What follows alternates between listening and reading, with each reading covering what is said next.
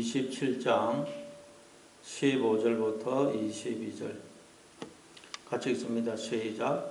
다투는 여자는 비오는 날에 이어 떨어지는 물방울이라. 그를 제어하기가 바람을 제어하는 것 같고 오른손으로 기름을 옮기는 것 같으니라. 철이 철을 날카롭게 하는 것 같이 사람이 그의 친구의 얼굴을 빛나게 하느니라.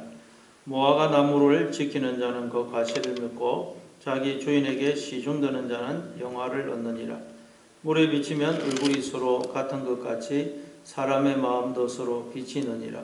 서울과 아바도는 만족함이 없고 사람의 눈도 만족함이 없느니라. 도가니로 오늘 품무로 금을 칭찬으로 사람을 연단하느니라. 미련한 자를 곡물과 함께 절구에 넣고 공의로 찌을지라도 그의 미련은 벗겨지지 아니하느니라. 아멘.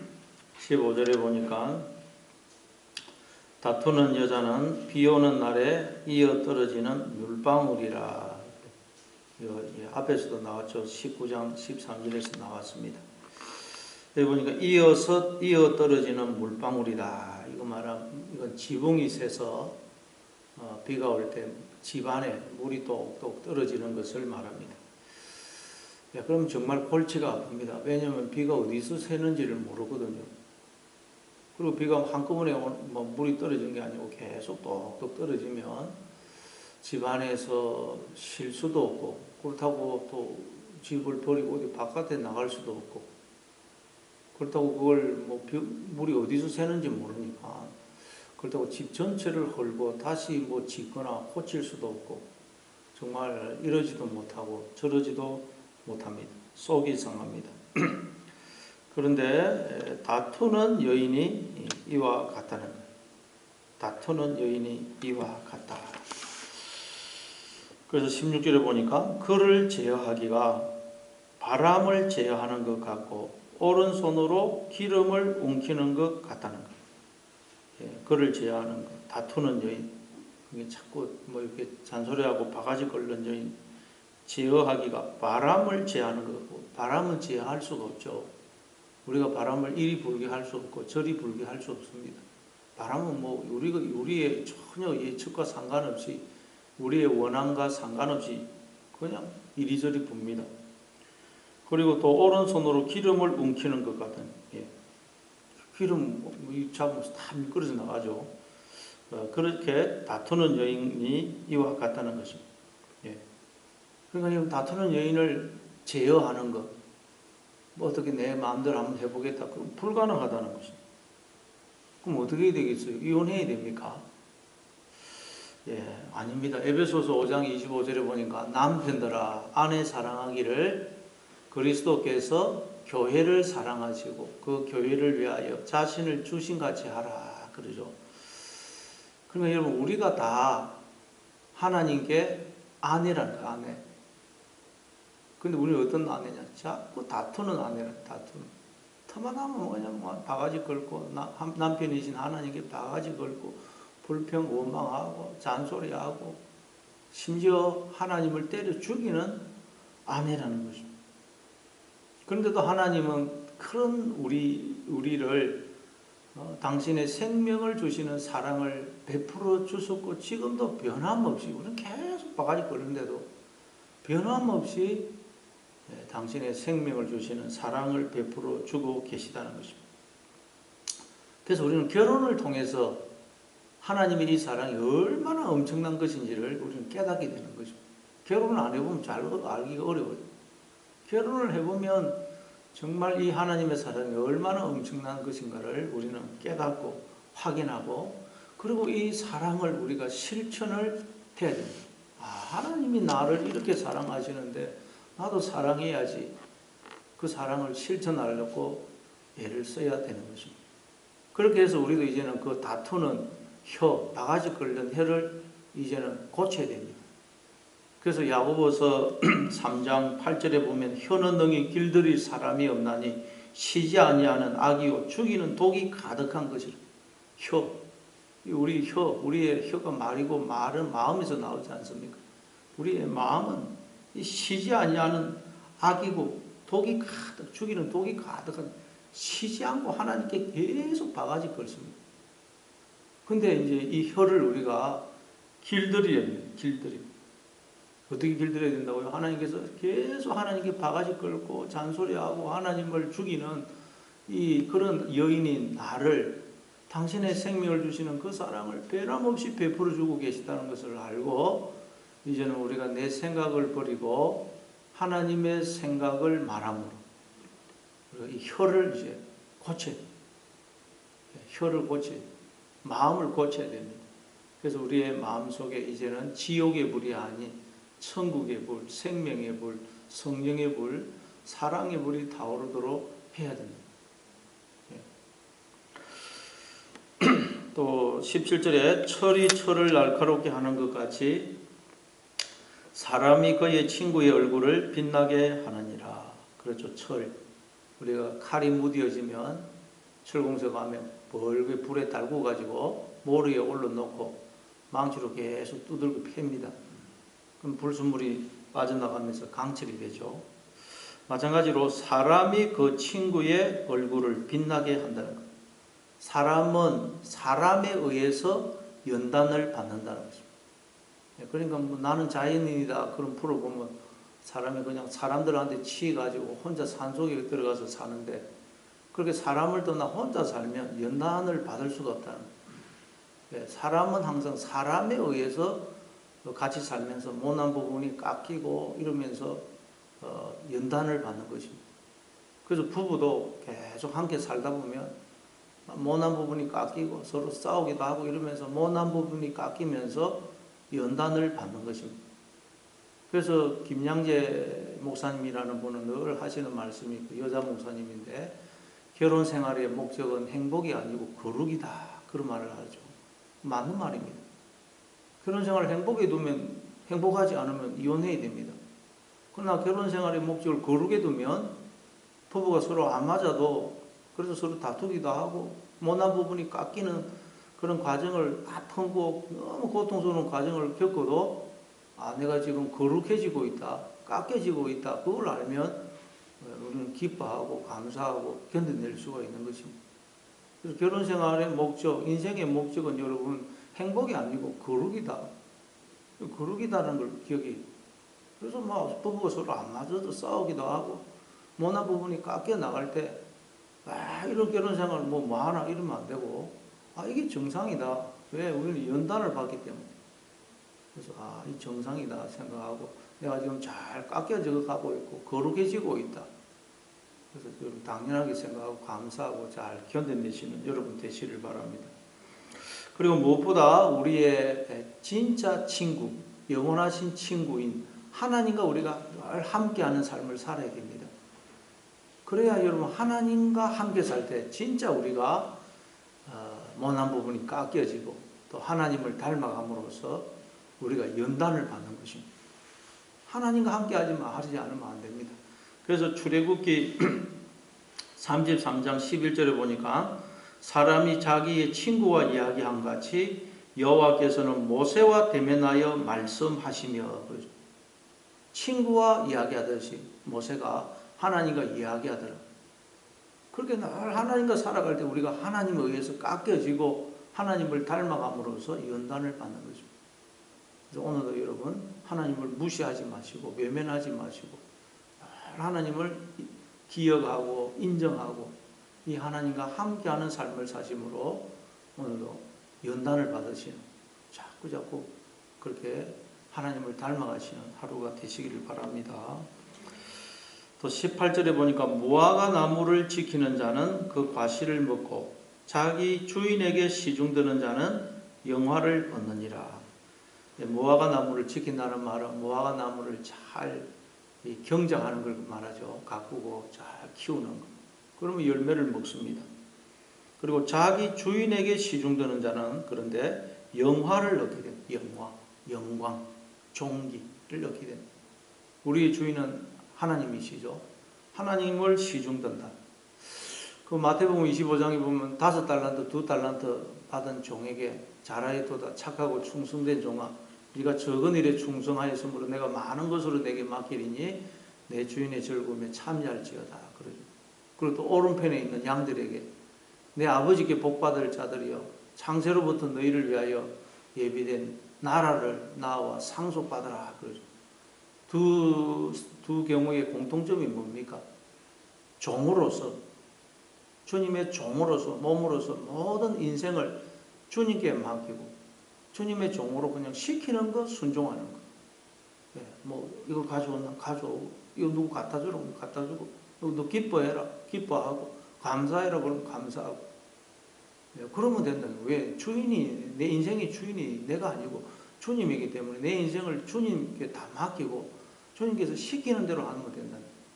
그러면 여러분 영광을 얻는 것입니다. 그래서 이 지킨다가 보면 그 주인에게 시중드다, 이게 시중든다는 말이 원문에는 사마르, 지키다는 뜻이에요. 주님을 내 마음에 모시고 늘 주님이 드러나게 하는 것. 그러면 우리가 영광스럽게 되는 것입니다. 우리가 하나님을 영광스럽게 한다, 하나님께 영광을 돌린다 할 때 그건 딴 게 아닙니다. 내 안에 계신 주님이 드러나게 하는 것.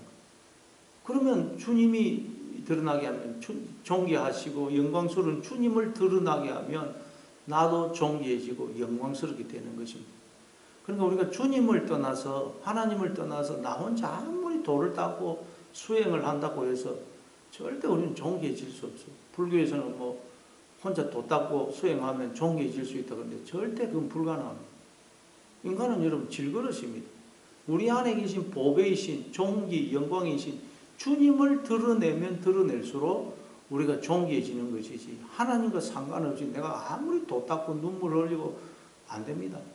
오늘도 여러분, 나는 질그릇에 불과하다 하는 걸 알고 자꾸 이 내 안에 존귀, 보배이신 주님을 드러내심으로 존귀한 하나님의 자녀로 살아가시는 여러분 되시를 바랍니다.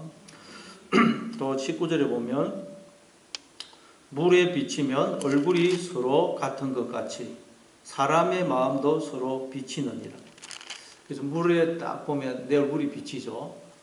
마찬가지로 다른 사람을 딱 쳐다보면, 다른 사람의 마음을 보면 거기에 내 모습이 비친다는 것. 그런데 여러분, 다른 사람의 마음이 내 모습을 비춰주는 얼굴이라는 거예요. 얼굴. 거울이라는 거울. 옛날에 그 물을 보면 내 모습이 비춰주듯이 다른 사람의 마음을 딱 보면 내 모습을 내 모습이 보인다는 거예요. 사람의 마음이 서로의 얼굴을 비춰주는 거울입니다. 거울. 그래서 우리는 다른 사람을 보면서 내 모습을 발견해야 돼요. 내 모습. 그래서 갈라디아서 6장 1절에 보면 형제들아, 사람이 만일 무슨 범죄한 일이 드러나거든 신령한 너희는 온유한 심령으로 그러한 자를 바로잡고 너 자신을 돌아보아 너도 시험을 받을까 두려워하라. 누가 이렇게 죄를 짓거든 온유한 심령으로 바로 잡아주고 거기서 그치면 안 되고 너 자신을 돌아봐라. 그 사람의 모습이 나를 비춰주는 거울이거든요. 내 모습을 보고 나도 시험을 받을까 두려워하라. 그렇게 이야기합니다. 여러분, 사람의 마음이 내 모습을 비춰주는 거울이라는 거예요. 근데 문제는 인간의 마음은 죄로 오염이 되어가지고 내 모습을 정확하게 못 비춰줍니다. 예레미야 17장 9절에 보니까 만물보다 거짓되고 부패한 것이 인간의 마음이다 그러죠. 이 인간의 마음이 죄로 오염이 돼가지고 흙탕물이 돼가지고 내 모습을 제대로 못 비춰줘요. 그래서 인간들이 자기의 모습을 못 봅니다. 인간이 너무 타락해지고 마음이 타락해져가지고 흙탕물이 돼가지고 제대로 못 비춰주는 거예요. 깨닫지도 못하고. 그래서 우리는 이제 죄가 없으신 예수님을 보면 내 모습을 정확하게 보게 됩니다. 예수님은 내 모습을 정확하게 비춰주는 거울이 됐어요. 근데 그 예수님에 대한 내용이 다 성경에 기록이 되어 있죠. 성경. 그래서 말씀은 내 모습을 그대로 비춰주는 거울이라는 거울. 그래서 고린도전서 10장에 보면, 고린도전서 10장 6절에 보면 이러한 일은 우리의 본보기가 되어, 이 말은 우리의 거울이 되어 다시 뜻이에요. 이러한 일은 우리의 본보기가 되어 우리로 하여금 그들이 악을 절기한 것 같이 절기하는 자가 되지 않게 하려 함이니리. 그들 가운데 어떤 사람들과 같이 너희는 우상 숭배하는 자가 되지 말라. 쭉 나옵니다. 그 말씀을 읽으면 이 말씀은 우리의 모습을 비춰주는 거울이라는 거예요. 아, 이게 내 모습이지, 내 모습. 여러분, 말씀이라는 거울에 내 모습을 비춰주면 거기 비춰지는 내 모습은 어떨까요? 여러분, 우리는 거울, 흙탕물로 된 거울로 보니까 내 모습이 잘 안 비치니까 모르는데, 내 모습을 정확하게 비춰주는 말씀의 거울에 내 딱 모습을 보게 되면 우리는 전부 다 충격받고 뒤로 나잡혀집니다. 사도 바울은 자기의 모습을 딱 비춰보고는 말씀에 나는 죄인 중에 괴수다구나. 통곡하지 않습니다. 오라 나는 공고한 사람이다. 통곡하지 않습니다. 예, 우리가 요즘 나이가 들면 거울 쳐다보면 늙은 자기 얼굴 보면 막 보기 싫어지죠. 그 정도가 아닙니다. 말씀이라는 거울에 내 모습을 보면 우리는 전부 다 충격받고 막 경악합니다. 통곡 막 소리를 지르고 너무너무 끔찍하니까. 그러면 우리가 여러분 절대 큰 소리 칠 수도 없고 절대 자기를 높이고 드러내고 주장하고 할 수가 없어요. 너무너무 충격받아요. 전부 다 예수님 뒤로 도망가요. 십자가 뒤로 도망가고 예수님 뒤로 도망가고 예수님을 앞세워야지. 내 속에 계신 예수님을 드러내야지. 나를 드러내고 큰 소리 치고 자기를 주장하는 사람은 말씀이라는 거울에 자기의 모습을 비춰보지를 않아서 그럽니다. 그래서 우리는 날마다 말씀의 거울에 내 모습을 비춰봐야 돼요. 그러면 또 충격을 받아요. 그러면 또 예수님 뒤로 도망갑니다. 예수님을 앞세우고 나는 숨어요. 그냥. 내 모습 너무너무 끔찍하니까 나는 드러나면 안 돼요. 오늘도 말씀의 꼴을 비춰보고 나는 충격받고 나는 자꾸 감추고 예수님만 자꾸 드러내시는 그런 여러분 되시기를 바랍니다. 그리고 20절에 보니까 서올과 아바돈은 만족함이 없고 사람의 눈도 만족함이 없느니라. 서올, 아바돈 다 지옥을 가리키죠. 만족함이 없다는 거죠. 누가복음 16장에 보니까 그 부자가 지옥에 떨어지니까 불 속에서 너무너무 목이 말라가지고 아브라함이여 저 나사로를 보내가지고 그 손가락 끝에 물 한 방울 찍어서 내 혀를 서늘하게 해주십시오. 뭐 한 그릇도 아니고 물 한 그릇도 아니고 손가락 끝에 물 한 방울. 그런데도 그게 거절이 되죠. 그처럼 늘 목이 마른 상태. 그게 나라는 존재가 텅 빈 상태. 그게 지옥이라는 지옥. 그런데 사람의 눈도 만족함이 없다는 사람의 눈. 이 눈이라는 것은 눈이 만족함이 없다는 말은 다른 말로 마음은 만족이 없다는 거예요. 사람의 마음은 만족이 없어요. 사람의 마음은 하나님으로 채우지 않으면 절대 만족이 없어요. 그 무엇으로도 이 텅 빈 나는 채울 길이 없습니다. 하나님으로만 내 마음은 만족해질 수가 있습니다. 그래서 고린도후서 3장 5절에 보면 우리가 무슨 일이든지 우리에게서 난 것 같이 스스로 만족할 것이 아니니 우리의 만족은 오직 하나님으로부터 나느니라.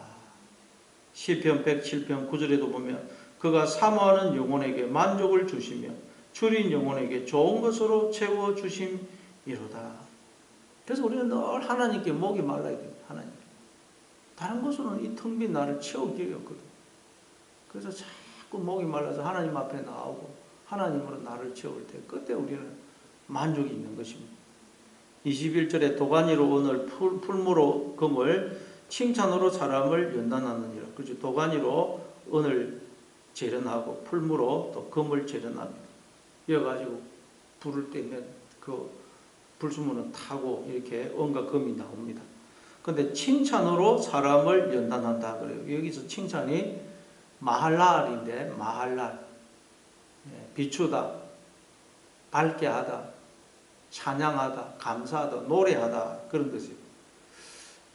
그런 뜻의 동사 할랄이라는 동사에서 나온 명사형입니다. 그러니까 밝게 함, 비춤, 드러냄, 찬양, 감사, 노래 이런 뜻이에요. 물론 뭐 칭찬이라는 뜻도 전혀 없는 것은 아닌데, 근데 이제 칭찬이라기보다는 원래 그 뜻은 그래요. 근데 요한복음 16장 8절을 보니까 보혜사 성령님이 오시면 죄에 대하여, 의에 대하여, 심판에 대하여 우리를 책망하신다 그러죠. 그 책망이 하다가 엘렌코인데 역시 비추다, 밝히 드러내다, 증명하다, 뭐 또 알게 하다, 또 책망하다 그런 뜻이 있어요. 여기에 칭찬, 이것과 책망이라는 그 단어가 비슷해요. 그러니까 여러분, 사람은 어떻게 해서 연단이 된다고요? 성령님이 오셔서 계속해서 우리를 깨우치시고 가르치시고 자꾸 깨닫게 해주셔야만 연단이 된다는 거예요. 그래서 성령님이 오셔서 계속 우리를 가르치시고 깨우치시고 눈과 귀를 여시고 깨닫는 마음을 주신다는 거예요. 그 과정이 때로는 우리에게 엄청난 고난으로, 환난으로 주어지기도 하고, 때로는 또 기쁨으로, 감사함으로, 즐거움으로 주어지기도 한다는 그 과정이. 그래서 22절에 보니까 미련한 자를 곡물과 함께 절구에 넣고 공의로 찌을지라도 그의 미련은 벗겨지지 아니하느니라. 예. 절구에 넣고 곡식을 찌으면 곡식은 껍질이 벗겨지고 가루가 되는데, 미련한 자는 아무리 절구에 집어넣어가지고 공의로 찌어도 미련은 벗겨지지 않는다는 거예요. 인간은 아무리 자기 스스로는 아무리 그냥 노력하고 애쓰고 울고 결심을 하고 도를 닦고 수행을 해도 절대 자기의 미련을 벗겨낼 수가 없다는 것입니다. 아무리 돌을 닦고도 수행해도 안 됩니다. 미련은 벗겨지지 않는다는 거예요. 그래서 보혜사 성령님이 오셔서 우리를 책망하신다는 거예요. 예수님이 너희가 지금은 감당하지 못하지만, 내 말을 감당하지 못하지만 성령이 오시면 너희가 내 말을 감당하게 될 거라고 그러죠. 인간의 영으로는 불가능합니다. 아무리 애쓰고 노력하고 결심하고 울고 돌을 닦고 어떻게 해도 방법이 없습니다. 그래서 보혜사 성령님이 오셔서 우리를 책망하십니다. 계속 깨우치시고 가르치시고 깨닫는 마음을 주시고 그렇게 해서 우리의 눈과 귀를 열어가신다는 거예요. 예, 그러니 그렇게 해서 미련을 벗겨내시는 거예요. 그러니까 우리 인생이 얼마나 여러분 힘이 들고 어렵겠어요. 그렇게 해서 우리의 미련을 벗겨내십니다. 그래서 원래 우리의 인생은 힘들고 어렵고 여러분 고달픕니다. 여러분 그게 정상입니다. 광야 인생을 살거든요. 광야 인생. 광야를 사는데 그게 어떻게 편하겠어요. 그래서 계시록 7장 14절에 보니까 이는 큰 환란에서 나오는 자들인데 어린 양의 피에 그 옷을 씻어 희게 했던. 여러분 우리 인생은 원래 힘듭니다. 큰 환란을 통과하는 거예요. 그렇게 해서 미련이 벗겨진다는 거예요. 하나님 미련을 벗겨내신다는 거예요. 그럼 여러분 내 인생은 왜 이렇게 힘들까?